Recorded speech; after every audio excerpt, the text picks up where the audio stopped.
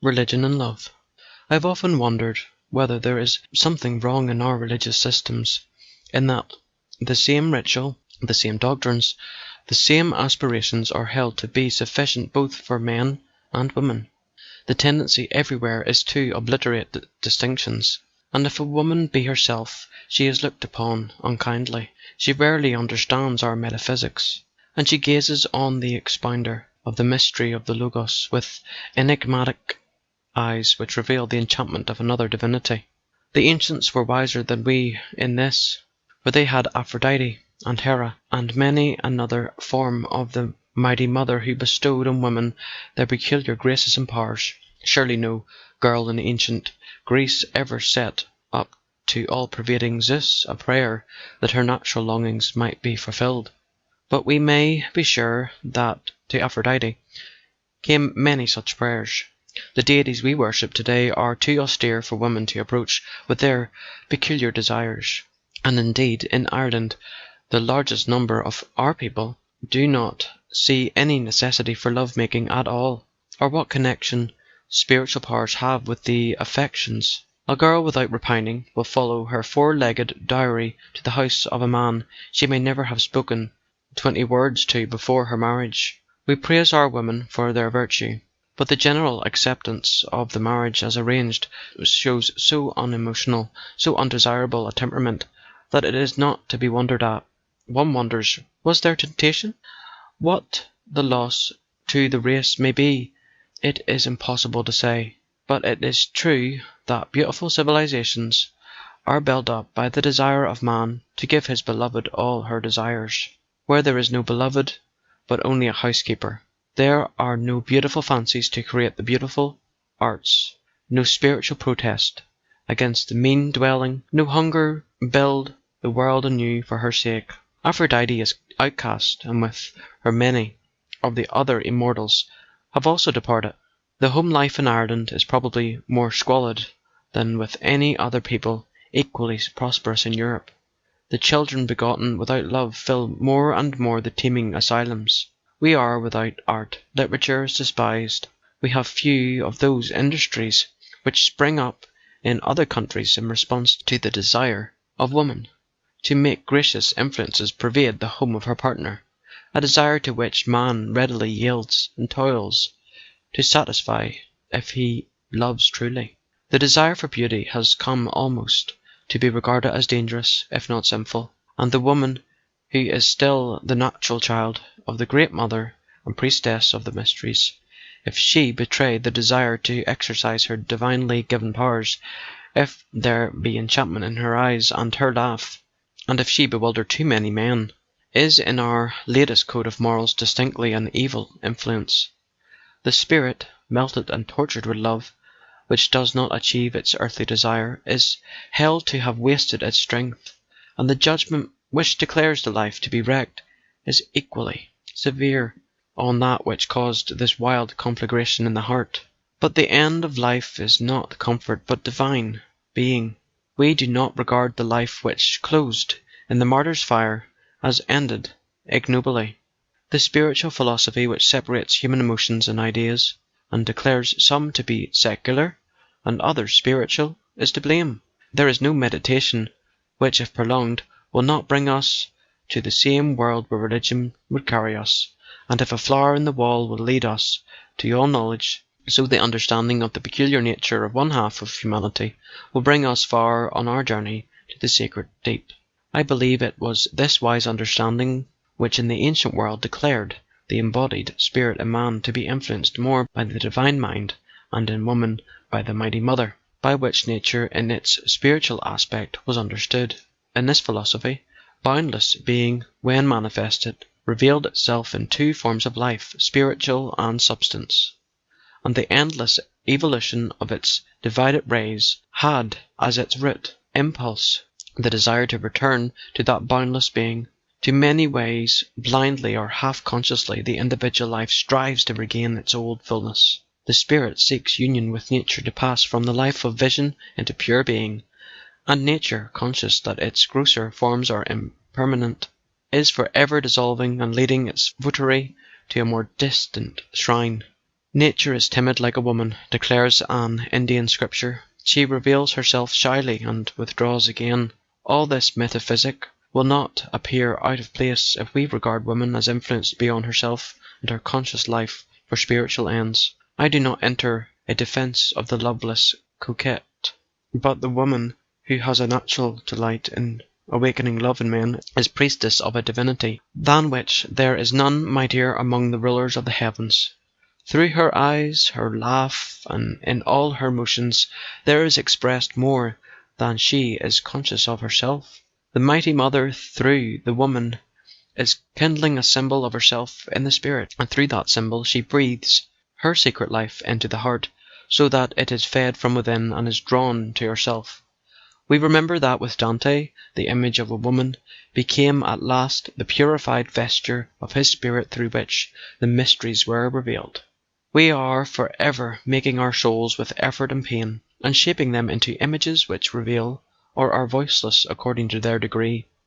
And the man whose spirit has been obsessed by a beauty so long brooded upon that he has almost become that which he contemplated owes much to the woman who may never be his, and if he or the world understood aright, he has no cause of complaint. It is the essentially irreligious spirit of Ireland which has come to regard love as an unnecessary emotion, and the mingling of the sexes as dangerous. For it is a curious thing that while we commonly regard ourselves as the most religious people in Europe, the reverse is probably true. The country which has never produced spiritual thinkers or religious teachers of whom men have heard, if we expect Berkeley and perhaps the remote Ioannis Scotus Erigena, cannot pride itself on its spiritual achievement. And it might seem even more paradoxical, but I think it would be almost equally true to say that the first spiritual note in our literature was struck when a poet, generally regarded as pagan, wrote it as the aim of his art to reveal in all poor, foolish things that live a day eternal beauty wandering on her way. The heavens do not declare the glory of God any more as do shining eyes, nor the firmament show his handiwork more than the woven wind of hair, for these were wrought with no lesser love than set the young stars swimming in seas of joyous and primeval air. If we drink in the beauty of the night or the mountains, it is deemed to be praise of the Maker, but if we show an equal adoration of the beauty of man or woman, it is dangerous, it is almost wicked. Of course it is dangerous, and without danger there is no passage to eternal things. There is the valley of the shadow beside the pathway of light, and it always will be there, and the heavens will never be entered by those who shrink from it. Spirituality is the power of apprehending formless spiritual essences, of seeing the eternal in the transitory, and in the things which are seen, the unseen things of which they are the shadow. I call Mr. Yeats's poetry spiritual when it declares, as in the lines I quoted, that there is no beauty so trivial that it is not the shadow of the eternal beauty. A country is religious where there is a common belief that all things are instinct with divinity, and where the love between man and woman is seen as a symbol, the highest we have, of the union of spirit and nature and their final blending in the boundless being. For this reason, the lightest desires, even the lightest graces of women, have a philosophical value for what suggestions they bring us of the divinity behind them. As men and women feel themselves more and more to be sharers of universal aims, they will contemplate in each other and in themselves that aspect of the boundless being under whose influence they are cast, and will appeal to it for understanding and power. Time, which is for ever bringing back the old and renewing it, may yet bring back to us some counterpart of Aphrodite or Hera, as they were understood by the most profound thinkers of the ancient world. And woman may again have her temples and her mysteries, and renew again her radiant life at its fountain, and feel that in seeking for beauty she is growing more into her own ancestral being, and that in its shining forth she is giving to man, as he may give to her, something of that completeness of spirit, of which it is written, neither is the man without the woman, nor the woman without the man in the highest.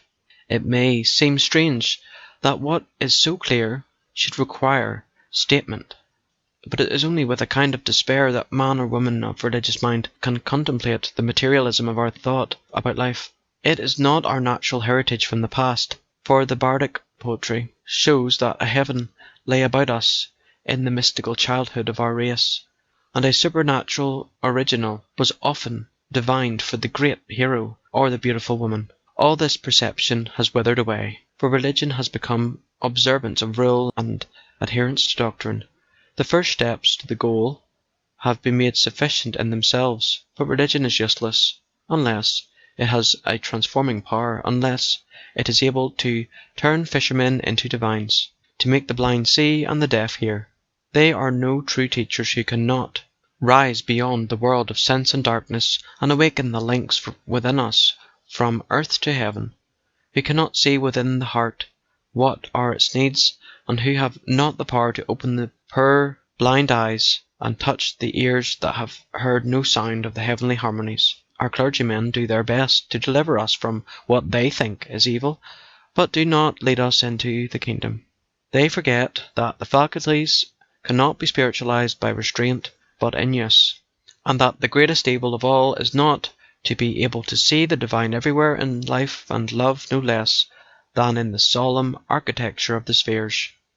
In the free play of the beautiful and natural human relations lie the greatest possibilities of spiritual development, for heaven is not prayer nor praise but the fullness of life, which is only divined through the richness and variety of life on earth. There is a certain infinitude in the emotions of love, tenderness, pity, joy, and all that is begotten in love, and this limitless character of the emotions has never received the philosophical consideration which is due to it.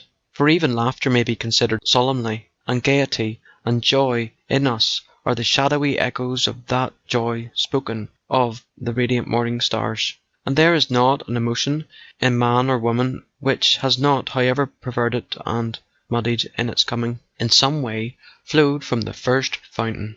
We are no more divided from supernature than we are from our own bodies, and where the life of man or woman is naturally more intense, it most naturally overflows and mingles with the subtler and more lovely world within. If religion has no word to say about this, it is incomplete, and we wander in the narrow circles of prayers and praise, wondering all the while what is it we are praising God for, because we feel so melancholy and lifeless. Dante had a place in his Inferno for the joyless souls, and if his conception be true, the population of that circle will be largely modern Irish. A reaction against this conventional restraint is setting in, and the needs of life will perhaps in the future no longer be violated as they are today. And since it is the pent-up flood of the joy which ought to be in life which is causing this reaction, and since there is a divine root in it, it is difficult to say where it might not carry us. I hope into some renewal of ancient conceptions of the fundamental purpose of womanhood and its relations to divine nature, and that from the temples where woman may be instructed she will come forth, with strength in her to resist all pleading until the lover worship in her a divine womanhood, and that through their love the divided portions of the immortal nature may come together and be one as before the beginning of the worlds. 1904. End of Religion and Love by George William Russell.